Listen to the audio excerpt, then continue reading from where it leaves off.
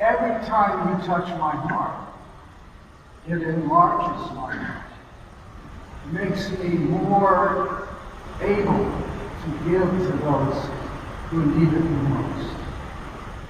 Lots of people, a lot of people wonder what's wrong with me. And I always want to say, I wish I knew. I've been in therapy for decades, and I wish I knew. You've seen Mr. Rogers on TV? That's Dave, that's what I call him.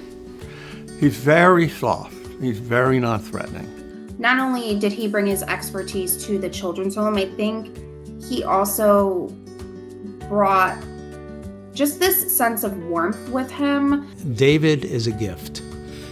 He has skills and empathy and knowledge and care and love for people in a way that he's been a constant role model for people. I believe he has impacted on thousands of people, both professionals and children and parents and caregivers and teachers.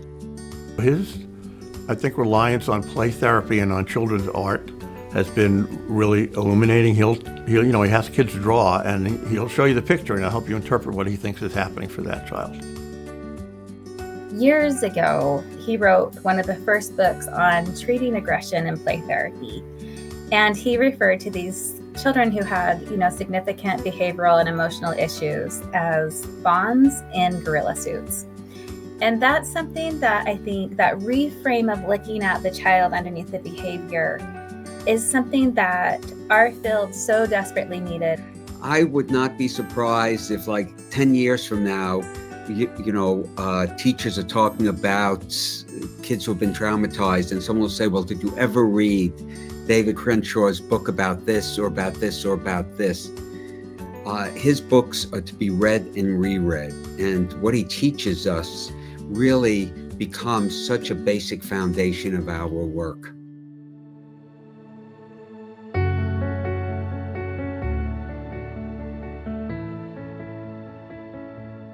He's trained so many people, over the years. I don't know what the count would be, but he and I were at Astor probably 20 years, and there were 3 interns every year, so that's 60 in the time that I was there, who were out practicing psychologists in the field. And, we have our internship programs here, and he shares that approach with them. The first time I met Dr. Crenshaw was actually coming here for my internship interview.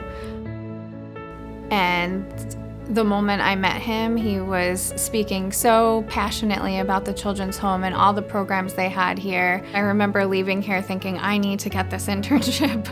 I just wanted to work with Dr. Crenshaw and wanted to work with all the children here and help and be part of something that seemed so magical to him. I mean, he's like a champion of his field. He's one of the best to ever do it. He's one of the GOATs of child psychology. And you don't really get to meet people that are in textbooks, people that write textbooks, people that edit textbooks, people that taught everywhere, people that have worked with probably every population, every child population you could work with.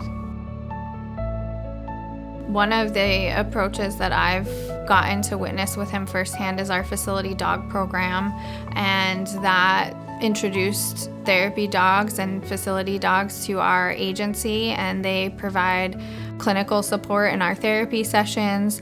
But Dr. Crenshaw also spearheaded getting agency facility dog in the courtroom. And so he was able to have a child witness be accompanied by a facility dog in the courtroom to really just calm them and be able to testify against their abuser. So that stands out to me. Everybody can agree that a dog is fun and playful, so it just brings common ground and good energy into a room, and, therapy can start off from there.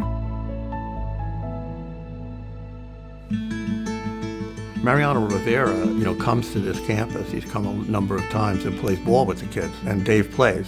Dr. C is a competitor. He's a competitor, I would say that much. He might be soft-spoken, he might be therapeutic, but when he's between those lines, he's a competitor.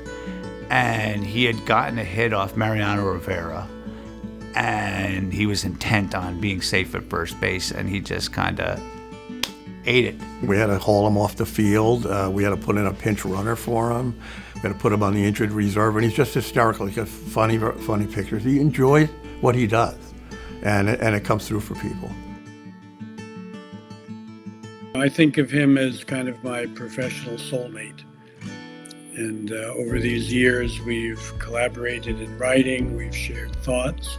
I visited him there at the center, and he's really an exemplar of what thoughtful, caring approach to children should be. I think if you put 50 people in a room who knew David, they would come up with the same thing. I mean, this guy is special. He's still special. And, you know, to even hear about him retiring, I don't really believe it, by the way. He's still going to be giving, because that's who he is. When he told me that he was leaving here, I told him that, what affected me the most was it was just so nice having him around, because you knew there was someone that really cared, and you felt secure in him being here. And I just said I would really miss that. Just having him around was just such a good feeling. And I think he translated that to everyone. I think the kids felt that way. I know the staff felt that way. And we would look up to him for ideas and for motivation and for ways to improve what we're doing. When I think about how much my world has brightened and changed because of his influence, it is one of the most tender feelings. And I'm so grateful for his shoulder and for his guidance and time, and just so thankful for his heart.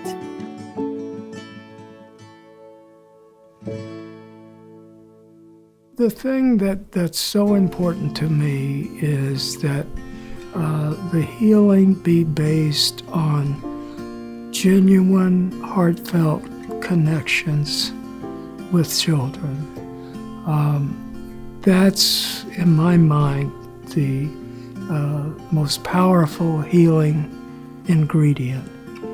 And so I would always hope that the work here and at the previous agencies that I've worked in, their work would be guided by the heart,